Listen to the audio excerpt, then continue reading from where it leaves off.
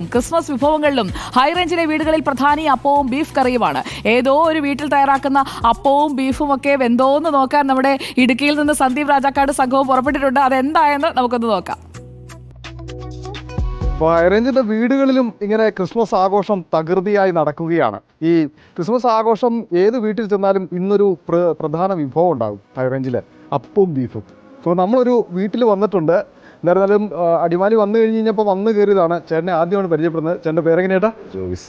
പേര് ജോവിസ്. ജോവിസ്. ഈ സ്ഥലത്തിൻ്റെ പേര്? ഇത് അടിമാലി മന്നാങ്ങാല എന്ന് പറയും. അപ്പോൾ ഈ മന്നാങ്കാലിലെ വീട്ടിലും ഇവിടുത്തെ അമ്മച്ചി നല്ല ഗംഭീര ബീഫ് കറിയും അപ്പവും ഉണ്ടാക്കുന്നുണ്ടെന്ന് തോന്നുന്നല്ലേ? പിന്നെ നടക്കണ്ടേ. നമുക്ക് ഒന്ന് കാണാം, അങ്ങോട്ട് ഒന്ന് പോകാം, ഒന്ന് കഴിക്കാം.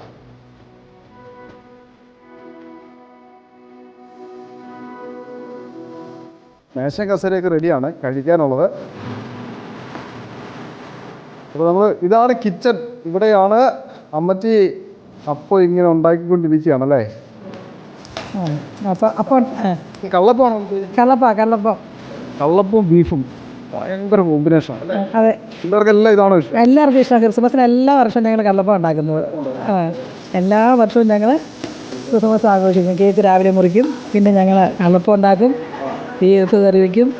അത്യാവശ്യം വിരുന്നുകാരൊക്കെ വരും, മക്കൾ വരും. പിന്നെ സന്തോഷത്തോടെയാണ് ഞങ്ങൾ ക്രിസ്മസ് ആഘോഷിക്കാറുള്ളത്. ഇവിടെയാണ് അപ്പം, അപ്പുറത്ത് ബീഫ് റെഡി ആവുന്നുണ്ട് കേട്ടോ.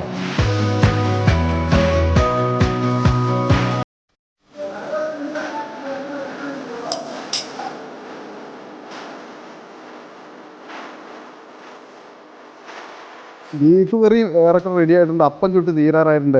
നമുക്ക് ഇതിൻ്റെ ഈ ഒരു കൂട്ടൊക്കെ ഒന്ന് പറയുമോ? പിന്നെ കൂട്ടെന്ന് പറഞ്ഞാൽ ചുവന്നുള്ളിയും വെളുത്തുള്ളിയാണ്, കള്ളുമാണ് ഇതിനെ ഈ പൊടിക്കയറ്റും, പിന്നെ ശകലം കുറുക്കും. ഈ ബീഫ് കറിക്കോ എങ്ങനെയാണ് നമ്മൾ അതിൻ്റെ ഒരു കൂട്ട്? എങ്ങനെയാണെന്ന് ചോദിച്ചാൽ മല്ലിയും മുളകും എല്ലാം നമ്മൾ ഉണങ്ങിപ്പോകാത്ത രീതിയിൽ ശരിക്കും പാകത്തിന് നമ്മൾ എണ്ണയിൽ വെളിച്ചെണ്ണ ചേർത്തിട്ട് അതിനകത്താണ് നമ്മൾ പൊടി ചേർക്കുന്നത്. അത് നമ്മൾ നോക്കി നിന്നില്ലെങ്കിൽ അത് മോശമായി പോകും അതിൻ്റെ പൊടി. അത് കൃത്യമായിട്ട് വരുന്ന രീതിയിൽ അതിനകത്ത് അരപ്പൊക്കെ ചേർത്ത് അടപ്പത്ത് വെച്ച് സവോള, ഇഞ്ചി, ഉള്ളി, കരിയാപ്പില എല്ലാ സാധനവും അടപ്പത്തിട്ട് വേവിക്കണം. കറുകപ്പട്ട എല്ലാ സാധനവും ഇട്ട് വേവിക്കണം. അത് കഴിഞ്ഞിട്ട് നമുക്ക് ഇഷ്ടമുണ്ടെങ്കിൽ വേണമെന്നുണ്ടെങ്കിൽ ഒരു ശകലം കഴുകോടെ മൂപ്പിച്ച് വയ്ക്കണം. അതാണ് കറി.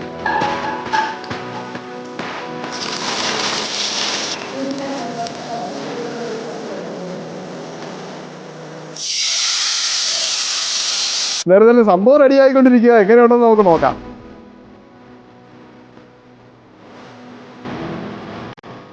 നമ്മുടെ അപ്പവും ബീഫും ഒക്കെ റെഡിയായി. ഗസ്റ്റുകളൊക്കെ വന്ന് കഴിച്ചുകൊണ്ടിരിക്കുകയാണല്ലേ? അതെ, മക്കളാ. എല്ലാ വിഷു ക്രിസ്മസിനും വരുമോ? എല്ലാ ക്രിസ്മസിനും അവർക്ക് സൗകര്യം എല്ലാ ഭക്തം വന്നു. ഇവരോട് പ്രത്യേകിച്ച് ചോദിക്കേണ്ട കാര്യമുണ്ടല്ലോ, എങ്ങനെയാ ഈ അപ്പവും ബീഫും കോമ്പിനേഷൻ?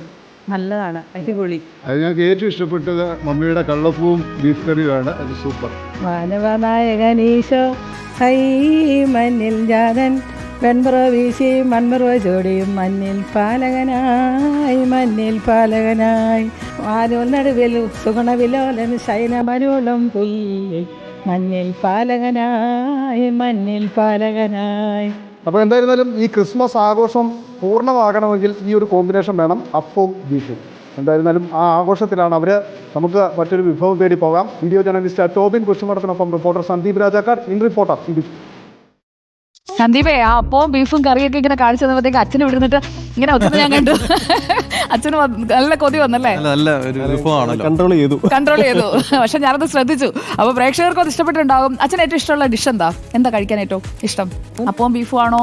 അപ്പം മുട്ടക്കറി, കപ്പ ബിരിയാണി.